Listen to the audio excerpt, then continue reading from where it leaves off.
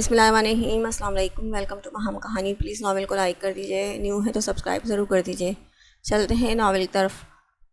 واپس چلو، دیدار نے اس کا ہاتھ پکڑ کر کہا۔ ہم تو باہر جانے والے تھے۔ آروش نے حیرت سے کہا۔ آپ کیا ان لڑکوں کے درمیان گزار کر باہر لے چلوں گا؟ دیدار جل کے بولا تو آروش مسکراہٹ دباتی اس کے ساتھ واپس اپنی جگہ پر بیٹھ گئی تھی۔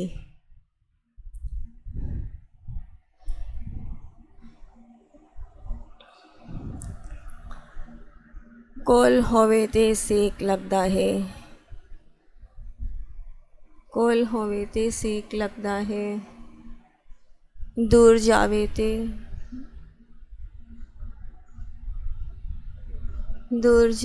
تے دل جلدا ہے، کول ہوئے تے سیک لگدا ہے، دور جاوے تے دل جلدا ہے۔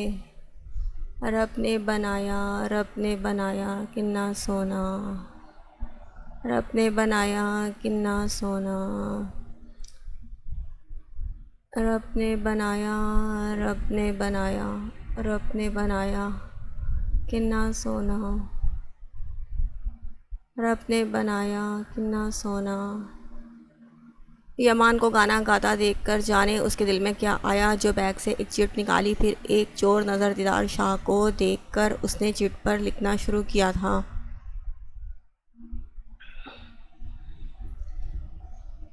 تمہاری آواز بہت خوبصورت ہے، سننے والا سحر میں جکڑا جاتا ہے۔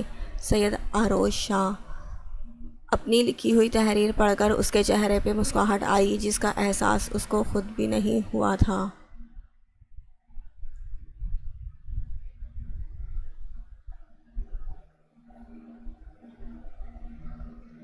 اتنا سونا کیوں رب نے بنایا، اتنا سونا کیوں رب نے بنایا، اتنا سونا کیوں رب نے بنایا،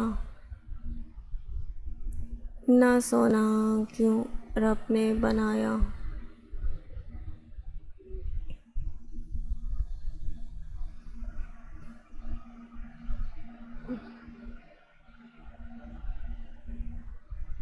اتنا سونا کیوں رب نے بنایا، اتنا سونا کیوں رب نے بنایا۔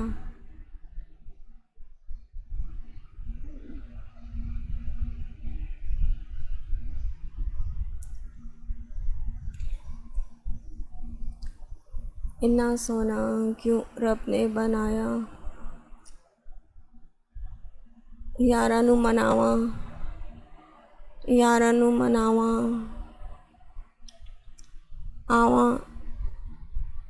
آویں جاویں تے میں یاراں نوں مناواں، آون جاون تے میں یاراں نوں مناواں۔ اتنا سونا کیوں رب نے بنایا،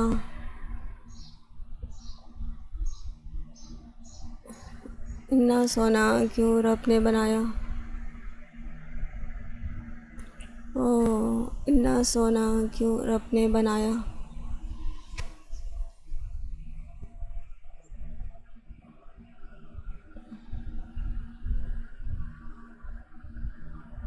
اتنا سونا، اتنا سونا کیوں رب نے بنایا۔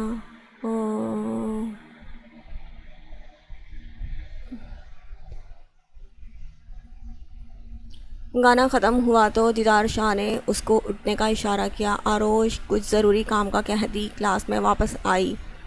آج لائبریری میں ہوئے واقعے کے بعد تھوڑا بہت اس نے یمان کا نوٹس لیا تھا، جس سے اس کو یہ پتہ چل گیا تھا وہ بیٹھتا کہاں ہے۔ کچھ سوچ کر اس نے وہ چٹ اس کی سیٹ پہ چپکا دی۔ وہ نہیں جانتی تھی وہ جو حرکت کر رہی تھی ٹھیک تھی یا نہیں، پر اس کے اندر ایک تمنا ابھری تھی جس وجہ سے اس نے یہ کیا تھا۔ چٹ لگانے کے فوراً بعد وہ باہر نکلی۔ اس کے جانے کے عین وقت بعد یمان کلاس میں داخل ہوا تھا۔ اب ایک ہفتہ حویلی میں رہنا۔ شہباز شاہ محبت سے آروش کا ماتھا چوم کر بولے تھے۔ نو بابا سائیں، آج کا دن کل ہفتے کا دن ہے، وہ 2 دن رہوں گی، پھر اتوار کو واپس شہر جانا ہوگا، کیونکہ اب ایگزامز بھی قریب ہیں تو بہت ٹف روٹین ہے۔ آروش نے جلدی بتایا تھا۔ یہ تو اب غلط بات ہوئی، ہم تو تمہاری صورت دیکھنے کو بھی ترس گئے ہیں۔ کلثوم بیگم جوس کا گلاس اس کی طرف بڑھا کر بولی تھی۔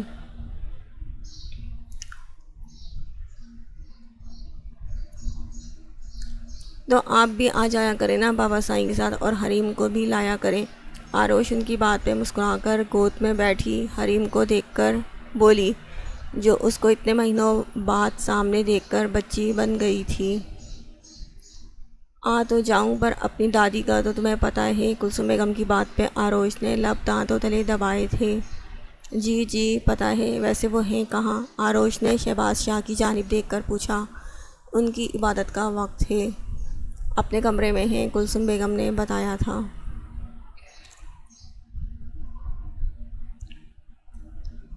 اگر تم تھک گئی ہو تو کہو تو آرام کر لو، شہباز شاہ نے کہا۔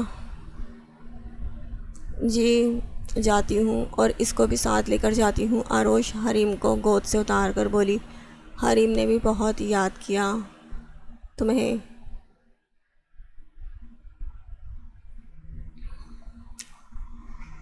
شہباز شاہ حریم کے گال چومتے ہوئے بولے تو حریم نے منہ بسورا ڈرامے باز ہے۔ آروش اس کی شکل دیکھتی ہنس پڑی۔ آروش کمرے میں آئی تو اس کو کالج میں گزرا سارا وقت یاد آنے لگا۔ مجھے چٹ نہیں لکھنی چاہیے تھی، جانے وہ اب میرے بارے میں کیا سوچ رہا ہوگا۔ اگر کسی کو پتہ چل گیا حویلی میں تو بہت برا ہوگا، خواہ مخواہ اس لڑکے کو بھی خطرہ ہو سکتا ہے۔ آروش کمرے میں یہاں وہاں ٹہلتی فکر مندی سے بڑبڑائی، کچھ نہیں ہوگا، تھنک پازیٹیو آروش۔ آروش گہری سانس کھینچتی خود کو پرسکون کرتی بیڈ پر سونے کے لیے لیٹ گئی تھی۔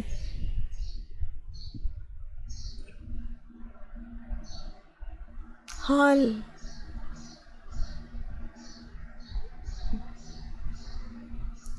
میں آپ کا انتظار ساری زندگی کرنے کو تیار ہوں، پر آپ پلیز ایک بار کہہ دیں آپ کو مجھ پر اعتبار ہے۔ آپ کہیں گی مر جاؤ تو میں سچ میں مر جاؤں گا۔ یمان اسٹوڈیو آیا تو ماضی میں کہے جملے کی بازگشت اس کو بار بار سنائی دے رہی تھی، جو اس کو نئے سرے سے تکلیف سے دوچار کر رہی تھی۔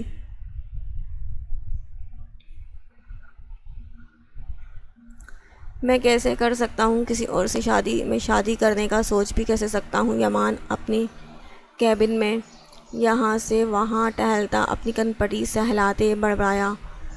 اچانک اس کو گھٹن کا احساس ہونے لگا تو اپنی شرٹ کے اوپری بٹن کھولتا کھڑکی کے پاس کھڑا ہو گیا تھا۔ اس کی تم فکر نہیں کرو، روزی بہت اچھی ہے، تمہارا بہت خیال رکھے گی، تم دونوں ہمیشہ خوش رہو گے۔ مسز دلاور کی بات یاد آئی، اس نے زور سے اپنی آنکھوں کو بند کر کے کھولا تھا۔ یا اللہ میں کیا کروں؟ یمان پریشانی سے اپنا سینہ مسلنے لگا۔ اس کو اپنی حالت غیر ہوتی محسوس ہو رہی تھی۔ تبھی ارمان کیمپین میں داخل ہوا۔ سر شرازی انڈسٹری کے مالک آپ سے ملنے آئے ہیں، ارمان نے یمان کو دیکھ کر کہا۔ تم بات کر لو، میری طبیعت ٹھیک نہیں۔ یمان اتنا کہتا صوفے پر بیٹھ گیا تھا۔ پر آپ ٹھیک ہیں؟ آپ کو پسینہ کیوں آ رہا ہے؟ سر آپ ٹھیک ہیں؟ آپ کو پسینہ کیوں آ رہا ہے؟ ارمان فکر مندی سے اس تک پہنچا۔ میں ٹھیک ہوں، بس سینے میں درد ہو رہا ہے۔ یمان اٹھنے کی کوشش کرتا بولا، پر اس سے اٹھا نہیں گیا تھا۔ آپ بیٹھیں، میں پانی لاتا ہوں، پھر ہم ہاسپٹل چلتے ہیں۔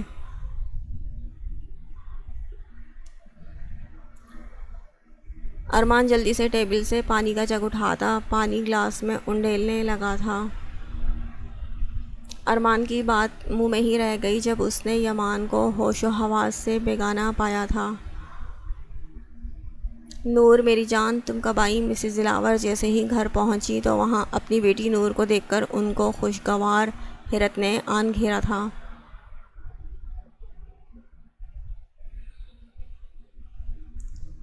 بس ابھی سوچا اچانک آ کر آپ کو سرپرائز دے دوں۔ نور مسکرا کر گرم جوشی سے ان سے مل کر بولی۔ جھوٹی، مجھے کہا تھا فلائٹ کینسل ہو گئی ہے، بتا دیتی ہم ایئرپورٹ آ جاتے لینے۔ مسز دلاور ہلکا سا تھپڑ اس کے بازو پر مار کر بولی تو وہ ہنس پڑی تھی۔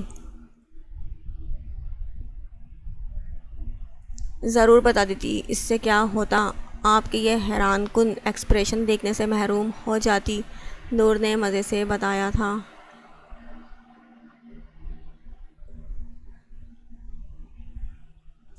اچھا، بچے کہاں ہیں؟ وہ ساتھ نہیں لائی؟ مسز دلاور کو اچانک خیال آیا تو پوچھا۔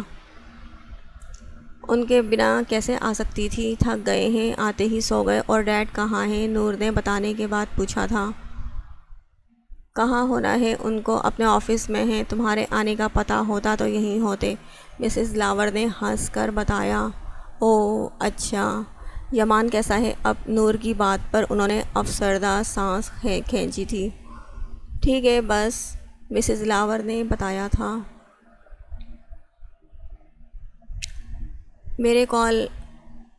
میم یہ کال آپ کے لیے۔ وہ دونوں باتوں میں مگن تھی جب ملازم اصغر نے مسز دلاور کو موبائل دے کر چلا گیا۔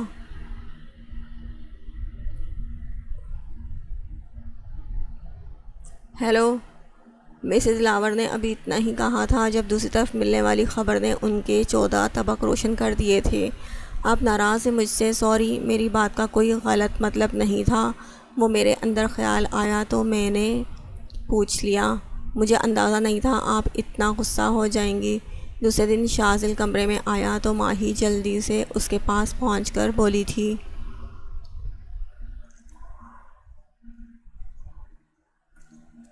میں کل رات کے بارے میں کوئی بات نہیں کرنا چاہتا، تم بھی نہ کرو، شازل سنجیدگی سے کہتا وارڈروب کی طرف بڑھا تھا۔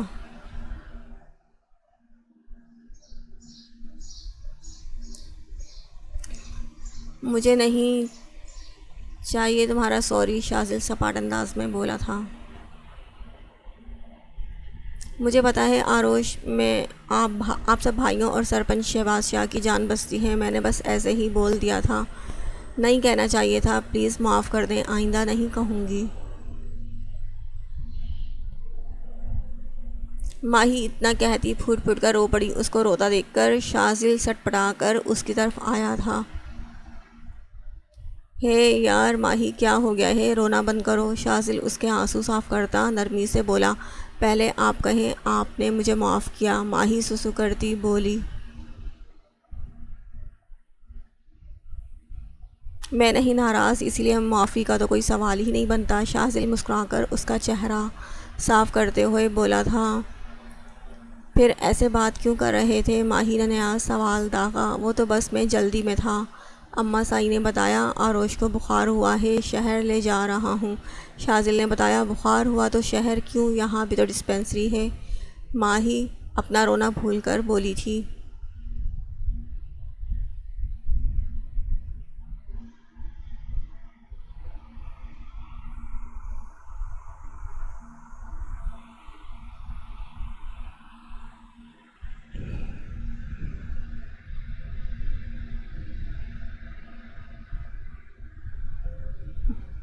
گاؤں کے ڈاکٹر اور شہر کے ڈاکٹروں میں فرق ہوتا ہے، خدا نخواستہ اگر بخار سر پر چڑھ جائے تو اس حالت میں آروش ویسے بھی خود سے لاپرواہ ہو جاتی ہے۔ ہم ابھی نکلیں گے تو انشاءاللہ کل تک آ جائیں گے، شازل نے کہا تو ماہی کو گھبراہٹ ہونے لگی۔ میں بھی چلوں ساتھ؟ ماہی نے کہا۔ تم کیوں؟ شازل کو جانے کیوں ہنسی آئی تھی۔ وہ بس ایسے ہی، ماہی نے کہا تو شازل نے گہری سانس ہوا میں خارج کی۔ دیکھو ماہی، میں جانتا ہوں تم ساتھ چلنے کا کیوں بول رہی ہو، پر میں ایک بات واضح کر دوں، اب کوئی تمہیں کچھ نہیں کہے گا، ٹرسٹ می۔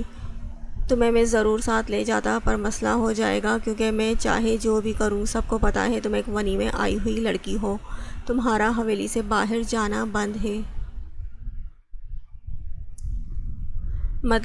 یہ مطلب ہرگز مت سمجھنا کہ تم اب ساری زندگی یہاں رہو گی، میں جلد تمہیں تمہارے گھر والوں کے پاس چھوڑ آؤں گا، پھر تم جیسے پہلے زندگی گزارا کرتی تھی ویسے ہی گزارنا۔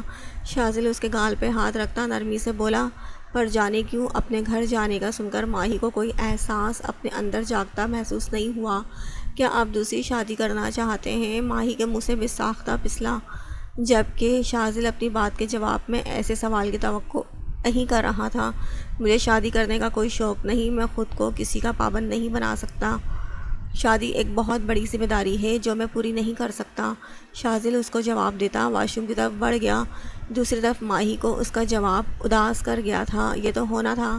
ماہی نے خود کو تسلی دی۔ درید کہاں جا رہے ہو؟ کلثوم بیگم نے درید کو جاتا دیکھا تو پوچھ بیٹھی۔ ڈیرے پہ جا رہا تھا۔ آپ کو کوئی کام تھا؟ درید نے بتانے کے بعد پوچھا۔ ہاں، وہ حریم کو کب لا رہے ہو شہر سے؟ کلثوم بیگم نے پوچھا۔ حریم کے تو اگلے ہفتے پیپرز ہیں، اس لیے ابھی وقت ہے، جب پیپرز ہو جائیں گے تو لینے چلا جاؤں گا۔ آپ بتائیں آپ کو کیسے خیال آ گیا اس کا؟ درید صوفے پر بیٹھ کر مسکرا کر پوچھنے لگا۔ ہاں، وہ بس ایک بات بتانی تھی۔ کلثوم بیگم کی بات پر درید شاہ نے سوالیہ نظروں سے ان کو دیکھا۔ میں سن رہا ہوں، درید نے کہا۔ تمہاری خالہ حریم کا رشتہ چاہ رہی تھی، پیپرز کے بعد نکاح، پھر رخصتی، اس کی پڑھائی کے بعد چاہتی ہیں۔ کلثوم بیگم اس کے چہرے کے تاثرات نوٹ کرتی بتانے لگیں۔ کس خالہ جان نے؟ درید نے سنجیدگی سے پوچھا۔ صدف نے، کلثوم بیگم نے بتایا۔ انہیں کہیں حریم ابھی چھوٹی ہے، ناسمجھ ہے، شادی کی عمر نہیں اس کی، جب اس کی شادی کروانی ہوگی ہم سوچ لیں گے تب۔ درید سپاٹ انداز میں کہتا اٹھ کھڑا ہوا۔ درید یہ تو کوئی وجہ نہ ہوئی انکار کی، ویسے بھی ابھی صرف نکاح ہوگا۔ کلثوم بیگم نے اس کو راضی کرنا چاہا۔ جو بھی امی، پر جب تک حریم 20 سال کی نہیں ہو جاتی میں اس کی شادی کا یا نکاح کا نہیں سوچ سکتا۔ وہ معصوم ہے، میں نہیں چاہتا اس کے ذہن میں ایسی کوئی بھی بات آئے۔ اس کی پڑھائی کی عمر ہے تو پلیز آپ بس اس کو پڑھنے دیں۔ درید اپنی بات پہ قائم رہا۔ آروش کی شادی بھی ہم اسی عمر میں کروا رہے تھے، تو اب حریم کی کیوں نہیں؟ صدف نے بہت چاہ سے اس کا رشتہ مانگا ہے، انکار کریں گے تو ناشکری ہوگی۔ حریم کی پڑھائی کا خرچ بھی نہیں ہوگا، تم بس ایک دفعہ حامی تو بھرو۔ کلثوم بیگم اس کے کندھے پر ہاتھ رکھ کر بولی۔ انکار کا نہیں، انتظار کا کہیں۔ دوسری بات، آپ مجھے آروش کی مثال دے رہی ہیں۔ آپ کے اور بابا سائیں کے ان جذباتی فیصلے پہ میں نے کبھی آروش کو مسکراتے نہیں دیکھا۔ کیسے تھی وہ اور کیا بنا دیا ہے آپ لوگوں نے اس کو؟ ایک کے بعد ایک رشتہ اس کے سامنے کیا، شادی کروانے کے چکر میں اس کے جذبات مر گئے ہیں، پر نتیجہ کیا نکلا؟ تینوں بار اس کی شادی ہوتے ہوتے رہ گئی۔ آخر آپ سب کو سوچی کیا تھی؟ میرے اور شاذل کا انتظار تو کرتے، ہمارے بنا ہی سب کچھ طے کر دیا۔ درید ان کی بات پہ پھٹ پڑا تھا۔ لالا ہم شہر جا رہے ہیں۔ کلثوم بیگم جواب میں کچھ کہتی، اس سے پہلے شاذل آروش سمیت ان تک آیا۔ میں بھی چلتا ساتھ، پر زمینوں کا ضروری کام ہے۔ درید ایک نظر عبائے میں ملبوس سر جھکائے کھڑی آروش پہ ڈال کر بولا، کوئی بات نہیں، ہم کل تک آ جائیں گے۔ شاذل نے جواباً کہا، پھر آروش کا ہاتھ پکڑ کر باہر کی جانب بڑھ گیا۔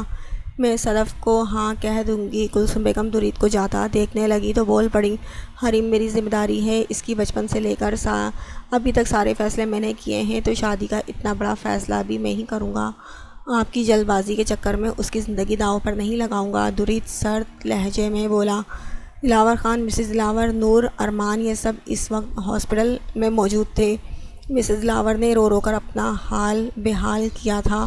دلاور خان بھی پریشانی کے عالم میں کبھی یہاں تو کبھی وہاں ٹہل کر اپنی پریشانی کم کرنے کی ناکام کوشش کرنے میں مصروف تھے۔ دوسری طرف ہاسپٹل ان کے باہر لوگوں کا جمع غفیر لگا ہوا تھا۔ جانے کیسے یمان کی خرابی طبیعت کا سب کو پتہ چل گیا تھا۔ ارمان، میں نے تم سے کہا تھا یمان کی حالت کا کسی کو پتہ نہ چلے، تو باہر میڈیا کیا کر رہی ہے؟ دلاور خان نے کڑک لہجے میں ارمان سے کہا۔ سر، آئی ڈونٹ نو، شاید اسٹوڈیو میں کسی نے یہ بات پھیلا دی ہے، ارمان نے کسی مجرم کی طرح بتایا۔ ڈیڈ ریلیکس، ابھی یہ وقت میڈیا کے بارے میں ڈسکس کرنے کا نہیں، آپ یمان کا سوچیں، جانے کیا ہوا ہے اس کو، کیسی حالت ہوگی اس کی۔ نور ان کے پاس آتی آہستہ آواز میں بولی، اسی کی تو پرواہ ہے، پتہ نہیں نیوز چینلز میں اب تک جانے کیا افواہیں پھیلا دی گئی ہوں گی۔ ارمان تم ایک کام کرو، باہر جاؤ اور ان سب کو ہینڈل کرو، اگر کسی بھی چینل پر یمان کی خبر چل رہی ہو تو اس کو رکوا دو۔ دلاور خان بات کرتے اچانک ارمان سے مخاطب ہوئے تو ارمان نے سر کو جنبش دی اور اسپتال سے باہر جانے لگا۔ کیسی طبیعت ہے یمان کی؟ وہ ٹھیک تو ہے نا؟ دلاور خان نے ڈاکٹر کو آئی سی یو سے باہر نکلتے دیکھا تو پریشانی سے پوچھا، یمان مستقیم کو ہارٹ اٹیک آیا۔ ڈاکٹر کی بات کسی بم کی طرح ان کے سب کے سروں پر گری۔ مسز دلاور گرنے کو تھی جب پاس کھڑی نور نے جلدی سے ان کو سہارا دیا۔ یہ کیسے ہو سکتا ہے؟ یمان تو بالکل ٹھیک تھا، اور ابھی اس کی عمر ہی کیا ہے؟ دلاور خان بہت دیر بعد بولنے کے قابل ہوئے تھے۔ دیکھیں میں آپ کی حالت کا اندازہ لگا سکتا ہوں، پر یہی سچ ہے۔ خون یمان مستقیم کی رگوں میں جم گیا ہے۔ ہم نے صفائی تو کر دی ہے، پر کوشش کیجیے گا دوبارہ ایسا کچھ نہ ہو، ورنہ ہمیں ان کا بائی پاس کرنا ہوگا۔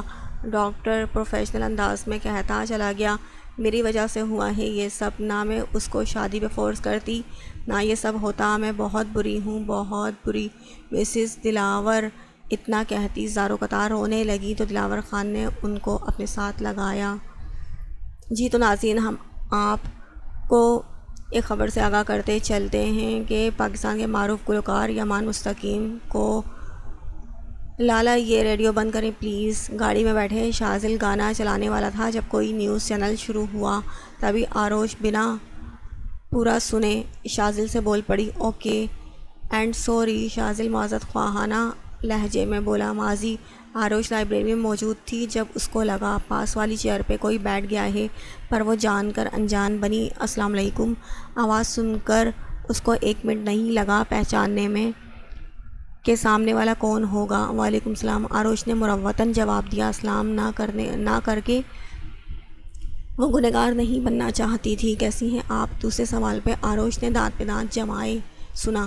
ٹھیک، آروش خود پر کنٹرول کیے جواب دیا۔ پھر اچانک اس کی نظر لائبریری کے دروازے پر پڑی تو اس کو شدید حیرت کا جھٹکا لگا، کیونکہ وہاں ان کے گاؤں کا آدمی تھا جو یقیناً اس کی جاسوسی کرنے آیا تھا۔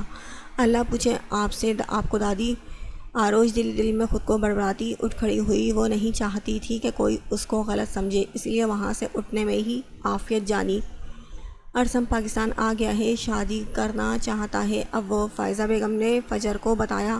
آپ کو کس نے بتایا؟ فجر نے پوچھا۔ اس کی سوتیلی ماں زکریا کا فون آیا تھا، جلد شادی کی تاریخ رکھنے آئیں گے، فائزہ بیگم نے بتایا۔ اچھا ٹھیک، فجر جواب دیتی اٹھ کر اپنے کمرے میں جانے لگی جہاں اس کا سیل فون رنگ کر رہا تھا۔ میں آروش سے بہت محبت کرتا ہوں، فجر نے ایک اور تھپڑ اس کے چہرے پہ جڑا، پر اس بار عیشا آگے نہیں آئی۔ یہ بات کہتے ہوئے تمہیں شرم سے ڈوب کر مر جانا چاہیے تھا۔ فجر اس کا گریبان پکڑ کر بولی، کیوں آپی، کیا محبت کرنا گناہ ہے؟ یہ تو خود ساختہ جذبہ ہے جو انسان کی دل میں خود ہی پیدا ہو جاتا ہے، تو میں کیوں ڈوب کر مر جاؤں؟ یمان کا لہجہ عجیب تھا۔ یمان کیا ہو گیا ہے تمہیں؟ مت کرو ایسی باتیں، تمہیں ابھی بہت کچھ کرنا ہے، یہ کیا تم پیار محبت کے چکر میں پڑ رہے ہو؟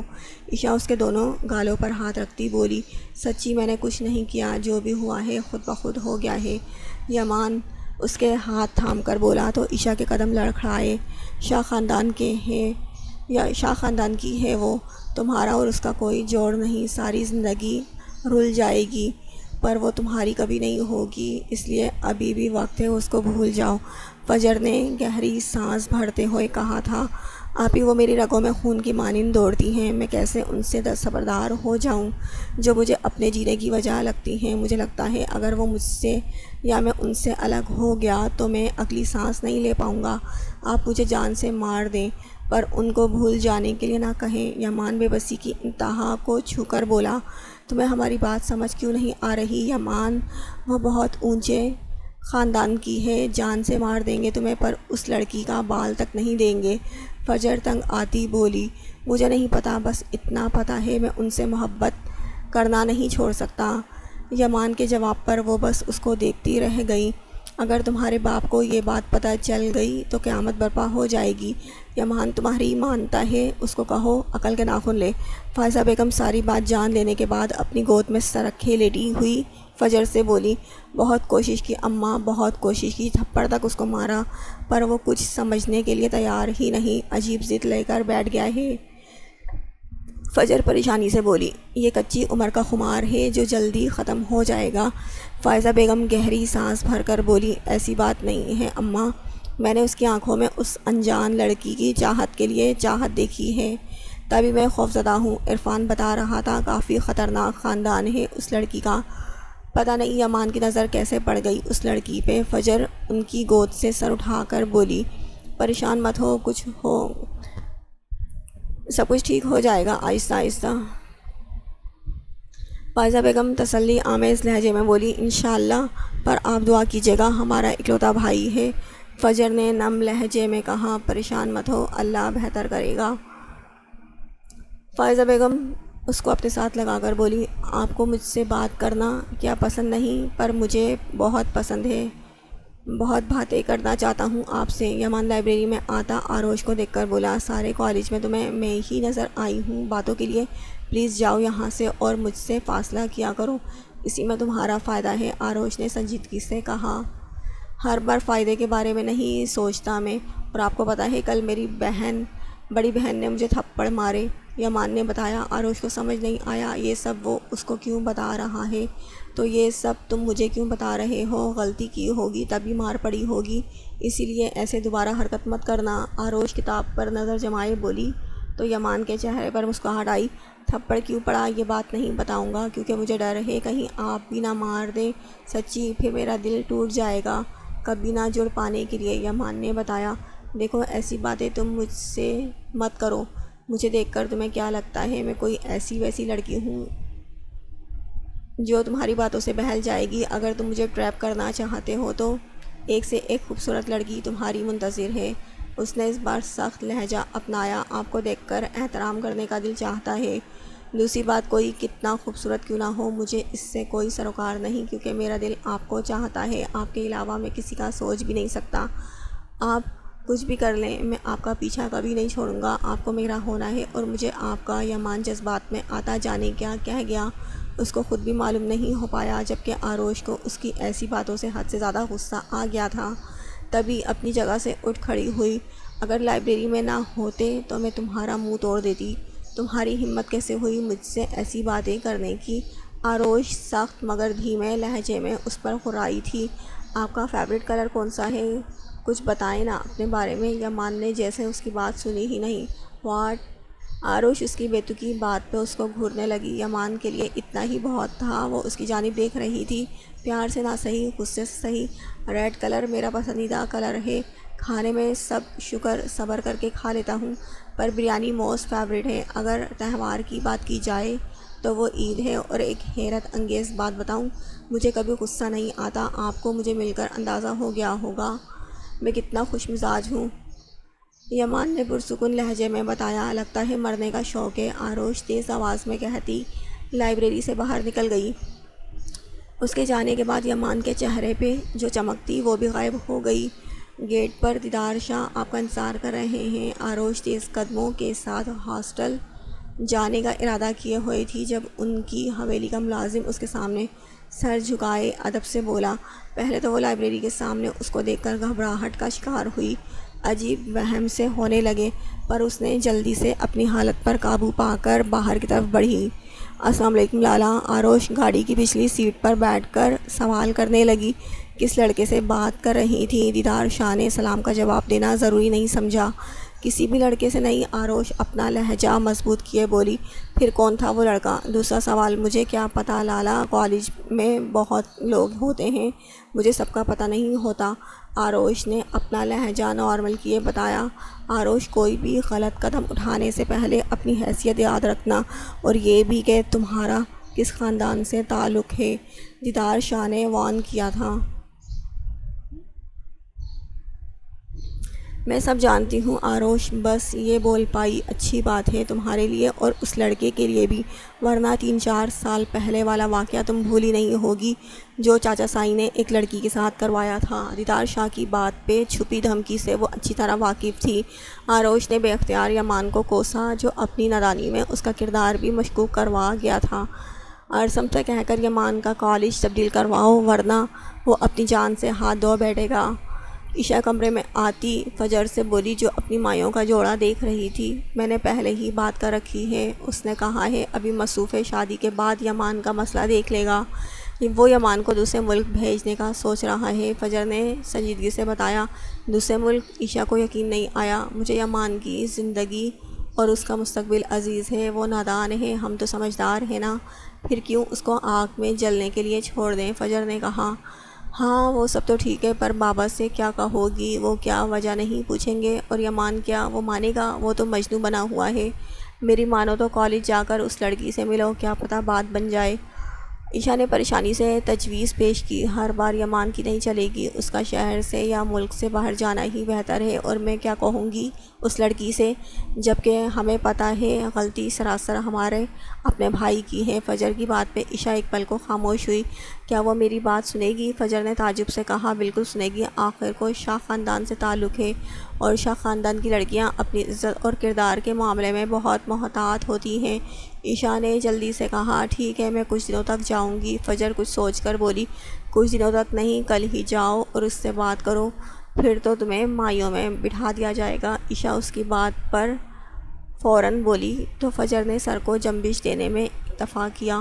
السلام علیکم۔ آروش گراؤنڈ میں موجود تھی جب یمان اس کے کچھ فاصلے پر بیٹھ کر مخاطب کرنے لگا۔ وعلیکم السلام، آروش نے مروتاً جواب دیا، آپ بہت روڈ ہیں۔ خیر، مجھے آپ سے ایک بات کرنی ہے، یمان نے آہستہ آواز میں کہا، جلدی سے کہو اور جاؤ یہاں سے۔ آروش نے ناگواری سے کہا، مجھ پہ ٹرسٹ کر لیں۔ یمان نے ایک آس بھری نظروں سے اس کو دیکھ کر کہا، دیکھو یمان، تم میری بات سنو اور سمجھ کر اس پر عمل کرو۔ مجھے نہیں پتا تمہارے اندر کیا چل رہا ہے اور تم کیا چاہتے ہو، پر میں ایک بات واضح کر دوں، مجھے تمہاری کسی بھی بات میں کوئی انٹرسٹ نہیں ہے۔ مجھے رسوا کرنے کی کوشش بھی مت کرو، اس لیے بہتر ہے کہ تم مجھ سے دور رہا کرو اور جاؤ۔ آروش بھوکلائی لہجے میں بولی، آپ ایک دفعہ مجھ ناچیز پر اعتبار کر کے دیکھیں، یہ بندہ بشر آپ کو کبھی رسوا ہونے نہیں دے گا۔ زندگی کے ہر سفر میں آپ مجھے اپنے ہم قدم پائیں گی۔ اگر کوئی آپ کے بارے میں کچھ غلط کہے گا تو گدی سے زبان کھینچ لوں گا، پر آپ کی ذات پہ ایک حرف آنے نہیں دوں گا۔ میں بہت محبت کرتا ہوں آپ سے۔ یمان اس کی بات پہ تڑپ اٹھا تھا۔ چٹاخ! آروش اپنی جگہ سے کھڑی ہو کر ایک زوردار تھپڑ اس کے چہرے پہ مار گئی، جس سے وہاں موجود بہت سارے اسٹوڈنٹس متوجہ ہو گئے تھے۔ یمان اپنے گال پہ ہاتھ رکھے بے یقین سا کھڑا تھا۔ اس کو اندازہ نہیں تھا اس کی محبت کے جواب میں تھپڑ ملے گا۔ اس کو اپنے اندر چھن سے کچھ ٹوٹتا محسوس ہوا۔ تمہارا مسئلہ کیا ہے؟ تمہیں ایک دفعہ میں میری بات سمجھ کیوں نہیں آتی؟ جب میں بار بار تم سے کہہ رہی ہوں میرا پیچھا چھوڑ دو، مجھ سے دور رہو، تو مطلب دور رہو، سمجھ آئی میری بات؟ آروش غصے سے تیز آواز میں اس پہ چیخی، جس میں آس پاس چیمیں گوئیاں ہونے لگیں۔ یمان کو اپنا آپ زمین میں دھنستا محسوس ہو رہا تھا۔ کیا کچھ ہوا ہے؟ عشا واش روم سے نہا کر نکلی تو فجر کو خاموش ایک طرف کھڑا پایا تو تشویش سے پوچھا، یمان کے کالج سے فون آیا تھا، فجر نے بتایا، خیریت؟ عشا نے کہا، یمان کو کالج سے سسپینڈ کر دیا گیا ہے۔ فجر سپاٹ انداز میں بولا، کیا؟ مگر کیوں؟ عشا ہاتھ میں پکڑا تولیہ پھینک دی بے یقین نظروں سے اس کو دیکھ کر پوچھنے لگی، اس نے کالج میں اس لڑکی سے شاید کوئی بدتمیزی کی ہے؟ اس کے گھر والوں نے کالج کی انتظامیہ کو بہت ڈرایا دھمکایا، جس کی وجہ سے انہوں نے یہ فیصلہ لیا۔ فجر کا لہجہ بے تاثر تھا، یمان ایسا نہیں کر سکتا، وہ تو کسی سے غصے سے بات تک نہیں کرتا، لڑکی کے ساتھ بدتمیزی کرنا تو بہت دور کی بات ہے۔ مجھے بتاؤ یمان ہے کہاں؟ عشا اس کو اپنی طرف کھینچتی جھنجھوڑ کر جواب طلب کرنے لگی، مجھے نہیں پتا عشا، مجھے نہیں پتا۔ یمان نے ہمارا مان توڑا ہے، کتنی امیدیں وابستہ تھیں ہماری، پر اس نے کیا کر دیا؟ فجر کی آنکھ سے آنسو گرا تھا۔ یار فجر، تم ایسے مت بولو، جانے یمان کس حال میں ہوگا، ہمیں اس کا ساتھ دینا چاہیے، اس کو ضرورت ہے ہمارے ساتھ کی۔ عشا اس کو سمجھانے کے غرض سے بولی، اگر کوئی لڑکی کسی مرد پہ ہاتھ اٹھاتی ہے تو کوئی عام وجہ نہیں ہوتی۔ فجر نے بتایا، کیا اس نے ہمارے یمان کو تھپڑ مارا؟ عشا نے پوچھا۔ ہاں، شاید اس بار وہ سمجھ جائے۔ فجر اتنا کہتی کمرے سے باہر نکل گئی۔ یمان پارک میں خاموش سا بیٹھا تھا جب 10 سے 12 لڑکے اس کے سامنے کھڑے ہو گئے، جن کے ہاتھوں میں مختلف قسم کے ہتھیار تھے۔ یمان ایک نظر ان پر ڈالتا پھر پیچھے گھاس کو دیکھنے لگا، جب اچانک اس کو اپنے کندھے پر کسی کا بھاری ہاتھ محسوس ہوا تو دوبارہ اپنا سر اٹھایا تو اس کو یاد آیا، یہ آروش کا بھائی ہے، دیدار شاہ نام ہے میرا۔ دیدار شاہ مغرور لہجے میں اپنا تعارف کروانے لگا، اچھا نام ہے۔ یمان اپنے کندھے سے اس کا ہاتھ ہٹا کر بولا، بچے ہو ابھی تم، پھر بھی تمہاری آنکھوں میں کوئی خوف کیوں نہیں؟ کیا تمہیں ڈر نہیں لگ رہا؟ یہ پستول، یہ ڈنڈا، یہ چاقو دیکھ کر تمہاری جگہ کوئی اور ہوتا تو یقین کرو بے ہوش ہو جاتا ابھی تک۔ دیدار شاہ بے یقین نظروں سے اس کو دیکھ کر بولے، آپ ہیں کون جس سے میں ڈروں؟ اللہ کی بنائی ہوئی مخلوق ہیں آپ، اللہ نہیں۔ مجھے اگر ڈر ہے تو مخلوق بنانے والے سے ہے، ان کی بنائی ہوئی مخلوق سے نہیں۔ یمان سپاٹ لہجے میں بولا تو سب نے غصے میں آ کر اس کے سامنے بندوقیں تان لی۔ عمر کیا ہے تمہاری؟ دیدار شاہ اپنا غصہ ضبط کیے پوچھنے لگا۔ 4 ماہ بعد 18 سال کا ہو جاؤں گا، یمان نے بتایا۔ بہت چھوٹی عمر ہے تمہاری، اسی لیے ترس کھا کر کہتا ہوں جہاں سے ہو وہاں لوٹ جاؤ، ہمارے خاندان کی لڑکی سے دور رہو، ورنہ دیدار شاہ اتنا کہتا خاموش ہو گیا کیونکہ اس نے دلدار شاہ کو اپنے آدمیوں کے ساتھ آتا دیکھ لیا تھا۔ ورنہ کیا؟ یمان نے پوچھا۔ ورنہ تمہیں اتنا ماریں گے کہ تمہاری لاش تمہاری ماں تک پہچان نہیں پائے گی۔ اس بار جواب دلدار شاہ نے دیا تھا، میں محبت کرتا ہوں ان سے۔ یمان نے ابھی اتنا ہی کہا تھا جب دلدار شاہ نے ایک مکہ اس کے چہرے پہ مارا۔ یمان کے قدم لڑکھا گئے تھے، اس نے اپنا انگوٹھا ہونٹوں کے پاس کیا جہاں خون رس رہا تھا۔ ہمارے خاندان کی لڑکی پہ نظر ڈالنے سے پہلے اپنی حیثیت اور ذات دیکھ لو۔ شاہ خاندان میں مردوں کا کال نہیں آ گیا جو وہ ہر آتے جاتے کو اپنی آنگن کا پھول پکڑائیں گے۔ ہم اپنی حویلی کی بیٹی کی شادی اپنی برادری میں کریں گے اور اس سے کریں گے جس کے گھر فاقے نہیں ہوتے، اور اس سے نہیں کریں گے جس کے گھر فاقے ہوتے ہیں۔ دلدار شاہ اس کا جبڑا دبوچ کر بولا، چھوڑو لالا، اتنا ڈوز کافی ہے، اس کے لیے بچہ ہے، اس کو ساری بات سمجھ آ گئی ہوگی۔ دیدار شاہ اس کے کندھے پہ ہاتھ رکھ کر بولے تو دلدار شاہ نے خون اشام نظروں سے یمان کو دیکھا جس کی آنکھوں میں خوف کا شبہ تک نہیں تھا۔ یہی بات تھی جو غصے سے اس کو پاگل کیے جا رہی تھی۔ یمان دلدار شاہ نے اس کے دل کے مقام پر انگلی رکھی، اور یہاں بھی اب کے دلدار شاہ نے اس کی کن پٹی پر انگلی رکھی، گولی سے سینہ چیر دوں گا اور ساتھ میں تمہارا یہ بھیجا بھی اگر کبھی اس کے آس پاس بھی بھٹکے۔ دلدار شاہ نے دھمکی آمیز لہجے میں کہا تو یمان ہنس پڑا اور سب نے تعجب سے ایک دوسرے کو دیکھنے لگے۔ پاگل انسان، لالا نے تمہیں کوئی لطیفہ نہیں سنایا جو ہنس رہے ہو؟ دیدار شاہ کڑے چتنوں سے اس کو گھور کر بولا، جو کام کل کرنا ہے وہ آج کریں تو کیا قباحت ہے؟ یمان نے بے تاثر لہجے میں کہا، تجھے اپنی زندگی پیاری نہیں پر اپنی بہنوں کی تو ہوگی نا؟ سنا ہے تیری بہن کی شادی ہے، اگر تیرے گھر سے اس کی ڈولی کے بجائے اگر اس کی میت، میں تمہارا منہ توڑ دوں گا اگر میری آپی کے بارے میں ایسے الفاظ نکالے بھی تو۔ دلدار شاہ کی بات ابھی منہ میں سے ادا نہیں ہوئی تھی پوری جب یمان اس کا گلا دباتا طیش کے عالم میں غرایا۔ دلدار شاہ اس کے اچانک افتاد پہ بھونکلایا، اس کو قطعاً امید نہیں تھی کہ وہ ایسی حرکت بھی کر سکتا ہے۔ چھوڑو لالا کو، دور رہو۔ وہ سب یمان کو پیچھے کی جانب ڈھکیلتے دلدار شاہ سے دور کرنے لگے۔ یمان اس کی ہڈی کو زور سے دباتا، ایک دم پیچھے ہونے سے اس کی رنگت سرخ ہو گئی تھی۔ اس کا بس نہیں چل رہا تھا، وہ کیا کر گزرتا۔ دلدار شاہ کا کھانس کھانس کر بے حال تھا۔ دیدار شاہ نے اپنے بندے سے پانی لانے کو کہا، تیری تو۔ ایک آدمی یمان کی طرف بڑھنے لگا پر دیدار شاہ نے بیچ میں روک لیا، اس کو بعد میں دیکھ لیں گے، ابھی لالا کی طبیعت بگڑ رہی ہے۔ اس چھٹانک بھر کے لڑکے میں جانے کہاں سے اتنی ہمت آئی؟ دیدار شاہ غصے سے یمان کو دیکھ کر بولا تو اس نے سر جھٹکا، دوبارہ آپ میں سے کسی نے میری بہنوں کا نام بھی لیا تو میں جان سے مارنے سے بھی گریز نہیں کروں گا، بچہ سمجھ کر کوئی مجھے کمزور نہ سمجھے۔ یمان مستقیم ہوں میں، اور یمان مستقیم کو اپنی بہنوں کی حفاظت کرنا آتی ہے۔ یمان کے لہجے میں چٹانوں جیسی سختی تھی۔ وہ دیدار شاہ کو دھکا دیتا سائیڈ سے گزر گیا، جاتے ہوئے بھی وہ پانی پیتے دلدار شاہ کو لات مارنا نہیں بھولا تھا۔ دیدار نے غصے سے ہاتھوں کی مٹھیوں کو بھینچا، آپ نے اس کو جانے کیوں دیا؟ وہ اکیلا تھا، کم عمر لڑکا ہمارا مقابلہ نہیں کر سکتا تھا۔ ان کے آدمی نے سر جھکا کر کہا، ابھی جانے دیا، ہمیشہ کے لیے تھوڑی۔ اس نے جو آج کیا اس کا حساب تو ہم سود سمیت لیں گے۔ دیدار شاہ حقارت بھرے لہجے میں بول کر دلدار کے پاس آیا جو کھانستا اپنا سینہ مسل رہا تھا کیونکہ لات یمان نے اس کے سینے پر ماری تھی جس وجہ سے پھر سے اس کو کھانسی کا دورہ پڑا تھا۔ وہ نہیں بچے گا زندہ، دلدار کرلا کر بولا۔ اس کی آنکھوں سے شیطانیت ٹپک رہی تھی، وہ جان سے بچنے نہ پائے۔